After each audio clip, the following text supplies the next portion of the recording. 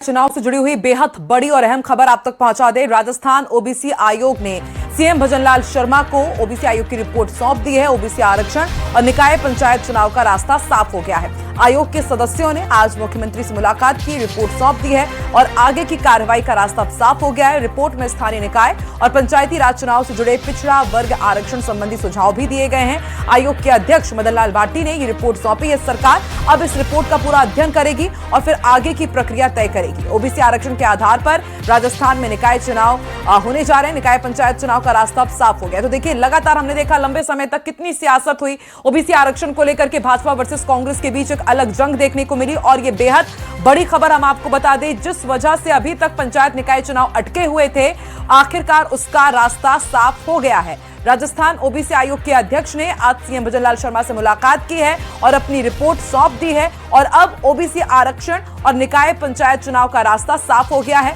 CM को report सौंपी गई है। अब आगे की कार्रवाई पूरी तय होगी। जो भी प्रोसेस होगा वो तेजी से आगे बढ़ेगा।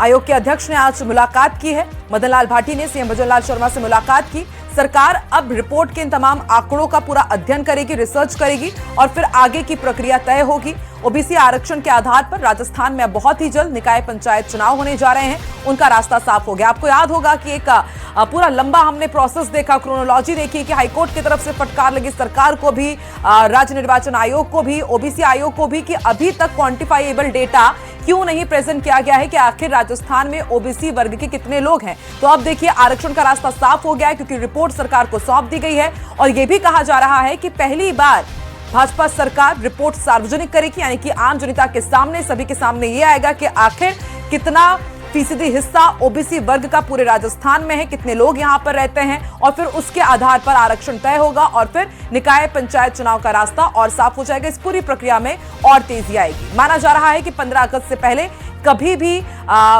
चुनाव का भी ऐलान किया जा सकता है, आचार संहिता लागू हो सकती है, नोटिफिकेशन जारी हो सकता है, लेकिन वो सब कुछ टिका हुआ था ओबीसी आयोग की रिपोर्ट पर। और देखिए, ओबीसी आयोग के अध्यक्ष मदन लाल भाटी ने सीएम भजनलाल शर्मा को रिपोर्ट सौंप दी है और अब सरकार इस पूरी रिपोर्ट का अध्ययन करेगी, एक्सपर्ट से अध्ययन करवाएगी और फिर उसके बाद आगे का जो प्रोसेस है वो फटाफट तेजी से हमें रास्ते पर आता हुआ नजर आएगा।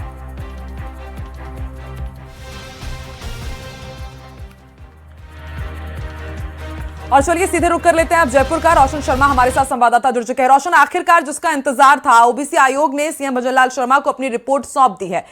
कई सवाल हैं कि क्या कुछ इस रिपोर्ट में प्रेजेंट किया गया है और यह भी कहा जा रहा है कि पहली बार सरकार शायद रिपोर्ट भी ओबीसी आयोग की सार्वजनिक करेगी। तो यह कब तक होगा? अब आगे का क्या प्रोसेस होने वाला है? रोशन, समझाइए जरा। जी बिल्कुल, देखिए, निकाय और पंचायत चुनाव का जो रास्ता है वो साफ हो गया है। अभी कुछ ही देर पहले मुख्यमंत्री आवास के ऊपर मुख्यमंत्री भजनलाल शर्मा को ओबीसी आयोग द्वारा जो है वो रिपोर्ट सौंप दी गई है।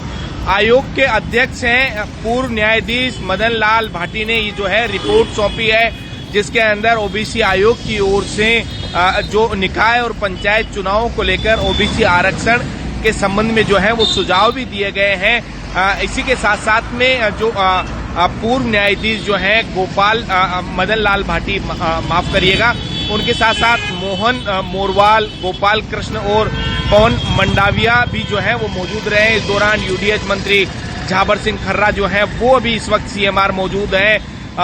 मंत्री मदन दिलावर, जोगाराम पटेल सहित जो कहा जा सकता है कि वरिष्ठ अधिकारी जो है वो मौजूद हैं। प्रमुख सचिव जो है V Srinivas, ACS Akhil Arora, DLB, तमाम जो अधिकारी है वो मौजूद है। यानी कहा जा सकता है कि सरकार जो है निकाय और पंचायत चुनाव करवाए जाने को लेकर पूरी तरीके से चुनावी जो है वो मोड में आ गई है। आज कहा जा सकता है कि जिस तरीके से बेसब्री से इंतजार था ओबीसी आयोग की रिपोर्ट को लेकर, ओबीसी आयोग ने आज जो है वो अपनी रिपोर्ट मुख्यमंत्री भजनलाल शर्मा के समक्ष जो है वो सौंप दी है। तो कहा जा सकता है कि इस वक्त की जो है वो बड़ी खबर है।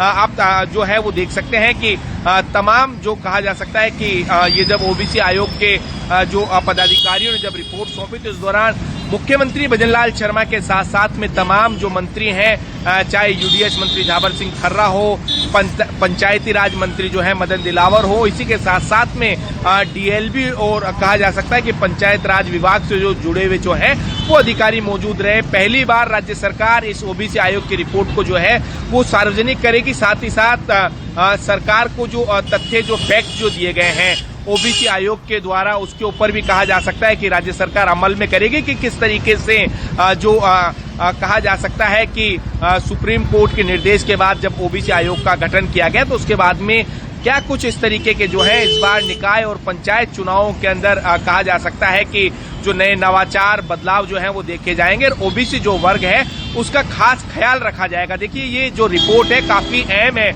ओबीसी वर्ग के लिए। लगातार सरकार यही कहती आ रही थी कि ओबीसी आयोग की जो रिपोर्ट है उसकी वजह से जो है वो देरी हो रही है, लेकिन विगत दिनों जिस तरीके से कहा जा सकता है कि निकाय और पंचायत चुनावों को लेकर जब रास्ता साफ हुआ तो ऐसे में ओबीसी आयोग जो है उसे लगातार जो है वो राज्य सरकार की ओर से जो है रिपोर्ट की जब बार बार जब कहा गया तो ऐसे में आज ओबीसी आयोग के जो तमाम सदस्य इस वक्त यहाँ पर सीएमआर के अंदर मौजूद है और उन्होंने कहा जा सकता है कि काफी विस्तृत और लंबी चौड़ी जो है वो रिपोर्ट सौंपी है आज। रोशन, अब आपसे ये समझना चाहेंगे कि कब तक ये रिपोर्ट सार्वजनिक की जाएगी और कब तक अब नोटिफिकेशन जारी हो जाएगा चुनाव को, क्योंकि आखिरी यही वो बाधा थी जिसकी वजह से ये बताया जा रहा था कि चुनाव नहीं हो पा रहे हैं क्योंकि ओबीसी आयोग की तरफ से रिपोर्ट ही नहीं आई थी। तो अब कब तक आचार संहिता लागू हो जाएगी, कब नोटिफिकेशन जारी होगा, क्या इसको लेकर के कुछ बुगाहट, क्या कुछ इसको लेकर के जानकारी? जी बिल्कुल, देखिए दोनों ही पार्टियां जो है पहले से कहा जा सकता है कि प्रमुख जो पार्टियां हैं वो चुनावी मोड के अंदर नजर आ रही है, चाहे बीजेपी हो या कांग्रेस हो। लेकिन लगातार जिस तरीके से एक इंतजार था ओबीसी आयोग की रिपोर्ट के द्वारा, विगत दिनों यूडीएच मंत्री झावर सिंह खर्रा ये कहते हुए नजर आए कि विपक्ष अगर ये चाहता है कि ओबीसी आयोग के बिना रिपोर्ट के चुनाव करवाए जाए तो सरकार इस पक्ष में भी जो है तैयार है। लेकिन कहा जा सकता है कि जिस तरीके से कहा जा सकता है कि जो विधि से जुड़ी हुई जो कहा जा सकता है कि तकनीकी जो त्रुटियां थी उनमें सुधार करते हुए आज कहा जा सकता है कि ओबीसी आयोग ने अपनी जो रिपोर्ट है वो पेश करती है। तो ऐसे में आरक्षण तय करने का जो है वो आधार जो है ये इस ओबीसी आयोग की रिपोर्ट में ये तय है। स्थानीय निकाय और जो पंचायती राज संस्थाओं में ओबीसी वर्ग की कितना जो है वो आरक्षण दिया जाना चाहिए, कितनी सीटें जो है रिजर्व की जानी चाहिए, ये तथ्य, ये आंकड़े और साथ ही साथ में जो है वो सुझाव जो है वो दिए गए हैं।